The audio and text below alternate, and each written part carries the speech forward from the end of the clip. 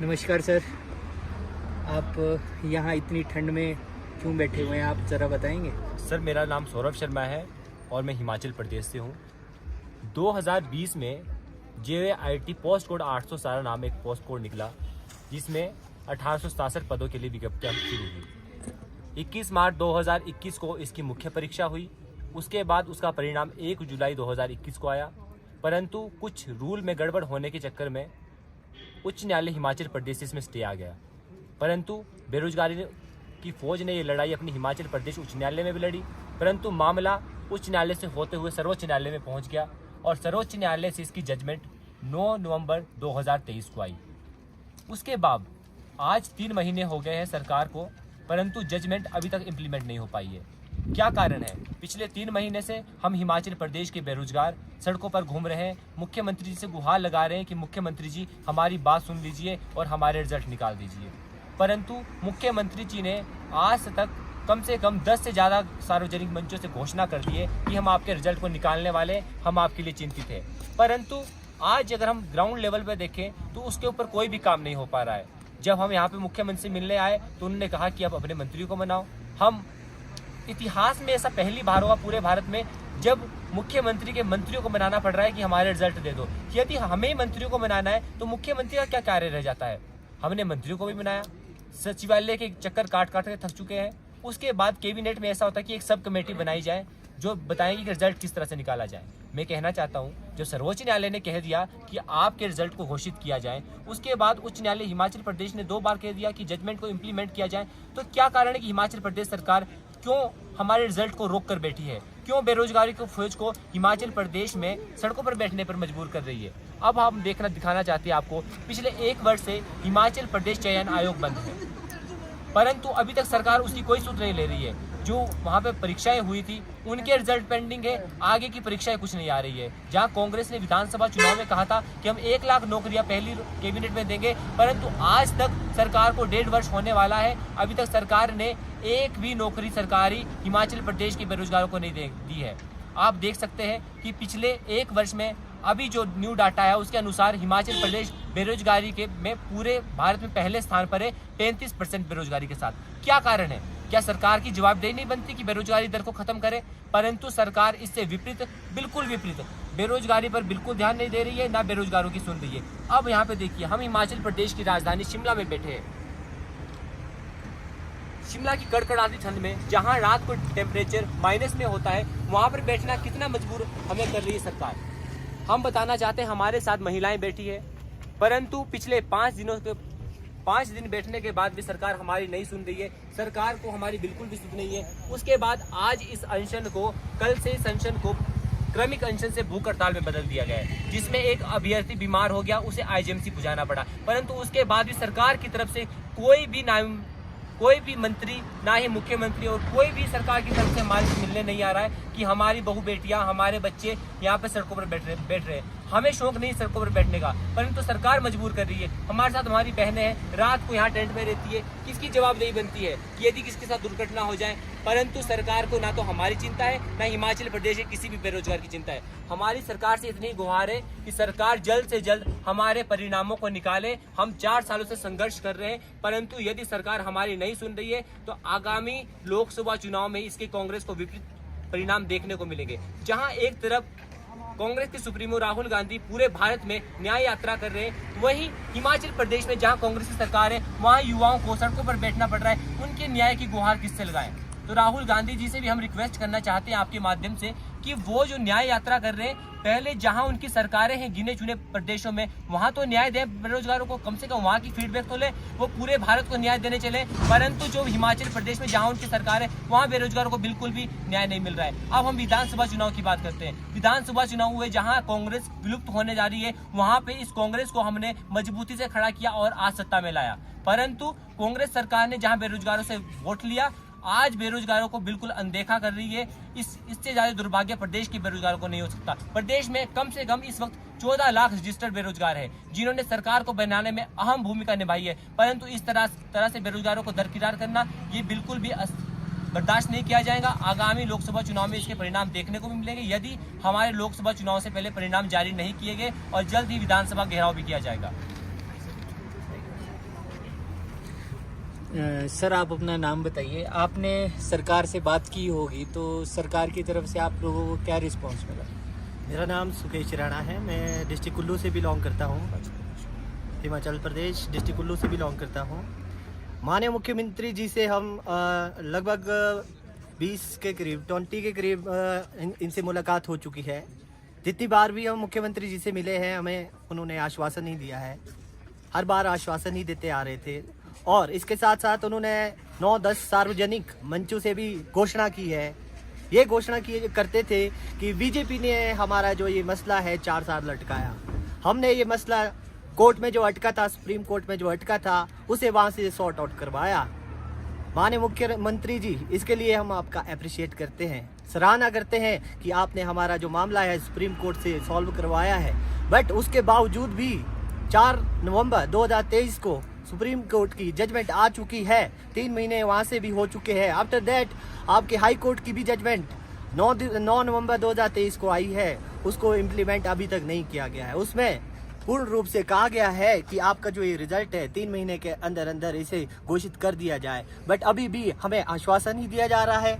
आखिरकार आप कब तक हमें आश्वासन ही देते आएंगे? इससे पहले माननीय मुख्यमंत्री जी पूर्व में रहे जयराम ठाकुर जी ने हमारे 3-4 साल बर्बाद कर दिए। कौन उसकी भरपाई करेगा? आज 1 साल 2 महीना कांग्रेस की गवर्नमेंट को हो गया है। हमारे 1 साल 2 महीने इन्होंने भी बर्बाद कर दिए। इसकी भरपाई कौन करेगा? माननीय मुख्यमंत्री जी, हमारे साथ इस तरीके से अन्याय ना करें आप। राहुल गांधी जी, आपके हाईकमान आपके पूरे भारत में न्याय यात्रा चला रही है। ये किस तरीके का न्याय है? हमारे साथ यहाँ अत्याचार किया जा रहा है। यहाँ बेरोजगार युवा इस कदर यहाँ पे ठंड में, इस कड़कड़ाती ठंड में बैठा हुआ है। ये किस तरीके का अन्याय है? मैं खुद यहाँ पे दवाइयाँ खा रहा हूँ। पिछले 3-4 दिनों से मेरी दवाइयाँ चली है। आज सुबह अभी मैं क्रमिक अनशन पे बैठा हूँ। 11 बजे से कल तक मेरा भूख हड़ताल है। मैं अभी भी यहाँ पे दवाई मेडिसिन लेकर बैठा हूँ। अब मुझे यही लगता है जब तक यहाँ पे किसी को कुछ हो नहीं जाता, किसी को फर्क पड़ने वाला नहीं है। आज तक इतनी बार मिले, किसी को कोई फर्क नहीं पड़ा। हम जाएं तो जाएं, किसके पास जाए? कौन सुनेगा? सुप्रीम कोर्ट जो सबसे बड़ी अदालत होती है, उसने अपनी जजमेंट दी है कि इन बच्चों का परिणाम निकाला जाए। जितनी पोस्टें उस टाइम निकाली गई थी 1867, उन पोस्टों पे रिजल्ट डिक्लेयर किया जाए।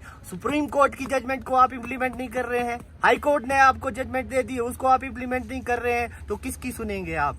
You are the responsible person, you have all rights, फिर भी यू हैव ऑल पावर्स। अगर आप करना चाहते हैं तो आप कर सकते हैं, इसे कर सकते हैं। अगर आप देना चाहेंगे, ऑर्डर देना चाहेंगे, 5 दिनों में रिजल्ट निकाल सकते हैं, 10 दिनों में निकाल देंगे। बट माननीय मुख्यमंत्री जी, मुझे समझ नहीं आ रहा है ये पेज कहाँ फंसा रखा है। क्या अधिकारियों ने फंसा रखा है या फिर अन्य मंत्रियों ने फंसा रखा है? आप इसे देखें, because you are the head of Himachal Pradesh in this time. अगर आप हमारे घर में एक मुखिया होते हैं, हमारे पेरेंट्स होते हैं, ठीक है। अगर हमारे को कोई भी दिक्कत परेशानी होती है, हम अपने पेरेंट्स के पास जाते हैं, उनसे पूछते हैं, हमारी दिक्कत का सॉल्यूशन निकालें। बट ये दिक्कत हमारे घर वालों की नहीं है, वो इसका सॉल्यूशन नहीं निकाल सकते हैं। इस टाइम आप इस देश या हमारे इस हिमाचल स्टेट का प्रतिनिधित्व कर रहे हैं। अगर हम आपके पास नहीं आएंगे तो कहाँ जाएं? आप भी हमें आश्वासन पे आश्वासन दिए जा रहे हैं। कौन निकालेगा हमारा ये रिजल्ट? तो आपसे रिक्वेस्ट है, हम इन बेरोजगार युवाओं पे आप अत्याचार ना करें। इसके बावजूद आज एक स्टेटमेंट आई है, एक नोटिफिकेशन रिलीज हुई है, गवर्नमेंट की एक एजेंसी की नोटिफिकेशन रिलीज हुई है। यहाँ पे लगभग 2000 के करीब उसमें पोस्टें क्रिएट की गई है। उन बच्चों को आउटसोर्स पे रखा जा रहा है। मैं आपके इस माध्यम से, आपके माध्यम से, मीडियम के माध्यम से उन बच्चों को भी ये संदेश देना चाहता हूं जो लाइब्रेरी में तैयारियां कर रहे हैं। किस चीज़ की तैयारियां कर रहे हैं आप? जब आपके पास कोई बोल्ड ही नहीं है, तो आपकी कोई भर्तियां नहीं निकल रहे हैं, किस चीज़ की तैयारियां कर रहे हैं? यहाँ जो रिक्रूटमेंट एजेंसी है वो आपको आउटसोर्स पे भर्तियाँ करवा रही है। आपको जब जॉबें ही नहीं मिलेगी, रिक्रूटमेंट निकलेगी नहीं, कमीशन पास करके जो बच्चे हैं वो बेरोजगार बैठे हुए हैं, या फिर कमीशन कोई भर्तियाँ नहीं निकाल रहा है, क्या फ़ायदा है इस कमीशन का?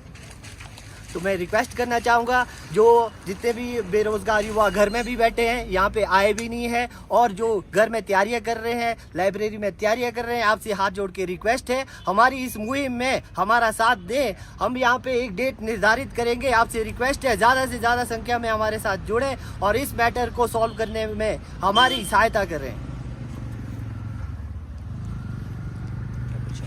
मैम क्या नाम है आपका? कितनी मुश्किल से आप लोगों ने एग्ज़ाम पास किया, उसके बाद आपको ये सफ़र करना पड़ रहा है, आपका क्या संदेश है जो आप ये सरकार को देना चाहते हैं? मेरा नाम गरिमा शर्मा है, मैं हिमाचल प्रदेश से हूँ।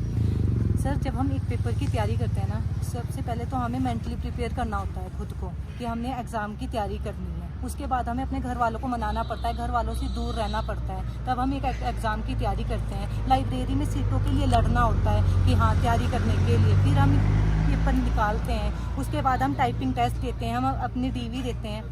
उसके बाद फिर हम सुप्रीम कोर्ट, हाई कोर्ट सारी जगह लड़के फिर हम सरकारों से लड़ते हैं। ये चीज़ें रह गई है अब हमारे को करने के लिए, यही काम रह गया। गवर्नमेंट बिल्कुल नहीं सुन रही, सिर्फ गवर्नमेंट का यही एक बहाना है, पिछली गवर्नमेंट ने किया है, पिछली गवर्नमेंट ने किया। अरे तभी तो तुम्हें चुना है यार, जब पिछली गवर्नमेंट गलत कर रही थी तभी तो तुम लोग आए हो, तभी तो तुम्हें बोला है। उनका क्या रोना रोते रहते हो? तुमने क्या कर लिया 1.5 साल में? क्या उखाड़ लिया? 1.5 साल से तुम्हारे से एक चयन कमेटी की रिपोर्ट से तुम कुछ नहीं बना पाए, तुम्हारा चयन आयोग नहीं बना। अब तुम सब कमेटी के नाम पे हमें ठगे जा रहे हो, बस इलेक्शन के नाम पे ठग रहे हो कि हाँ इलेक्शन आने वाले तो कुछ कर लेंगे। कुछ नहीं होगा, कुछ नहीं करोगे तो कुछ नहीं होगा। सीएम सर इतने निर्मोही हो गए हैं ना, उन्हें हमें दिख नहीं रही है कि हम लड़कियां यहाँ पे सोते हैं, इतनी ठंड में यहाँ रह रहे हैं। सर की भी बेटियां होंगी, सर भी, उनको ऐसा नहीं लग रहा कि हम कितने परेशान हो गए हैं बाहर आके, यहाँ पे इतनी ठंड में सो रहे हैं। कोई हमें पूछने तक नहीं आया है पिछले 5 दिनों में कि हम यहाँ पे कैसे रह रहे हैं, क्या कर रहे हैं। किसी का, सर का कोई फर्ज नहीं बनता। शाम को तो सर इवनिंग वॉक पे निकले होते हैं, सब इस साइड को भी आ जाओ सर, हम भी इधर ही बैठे हैं।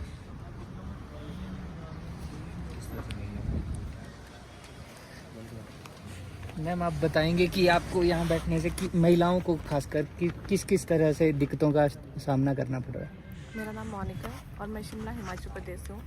जैसा कि सभी लोग जानते हैं कि शिमला में इस टाइम कितनी ठंड है, ऑलमोस्ट रात को टेम्परेचर माइनस में चला जाता है। लड़कियों को यहाँ बैठना एक सच में बहुत बड़ी प्रॉब्लम होती है, बिकॉज गर्ल्स के लिए सिर्फ एक ही चीज़ नहीं कि घर से लड़के आना है, उनके लिए अपनी पर्सनल प्रॉब्लम्स भी होती है जो कि शायद सीएम सर इस टाइम नहीं देख पा रहे हैं। हम लोग यहाँ पे रात रात भर बैठ रहे हैं, इवन कभी कोई बीमार हो रहा है, कभी किसी को सर दर्द हो रही है, कभी किसी को पेट दर्द हो रही है। कुछ बच्चे हमारे यहाँ से IGMC तक चले गए हैं। सर को भी नहीं दिख रहा है कि बच्चे यहाँ पे कितना परेशान हो रहे हैं। लड़कियों को पहले तो हम लोगों को एग्ज़ाम के लिए जब लड़ना होता है तो सबसे पहले हम लोग अपने पेरेंट्स से लड़ते हैं, फिर हम एग्ज़ाम्स की तैयारी करनी होती है, फिर एग्ज़ाम निकल गया उसके बाद कभी हम कोर्ट में लड़ रहे हैं, कभी किसी से लड़ रहे हैं, फिर सीएम सर कहते हैं कि अब हमारे मिनिस्टर्स नहीं मान रहे, हम किस किस को मनाएं।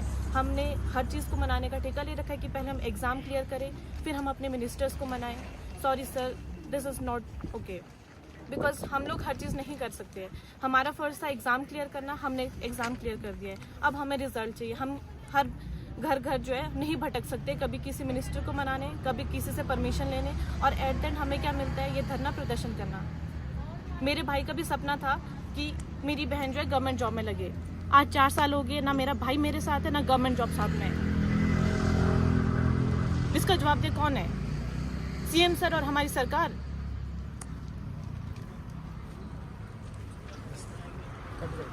बस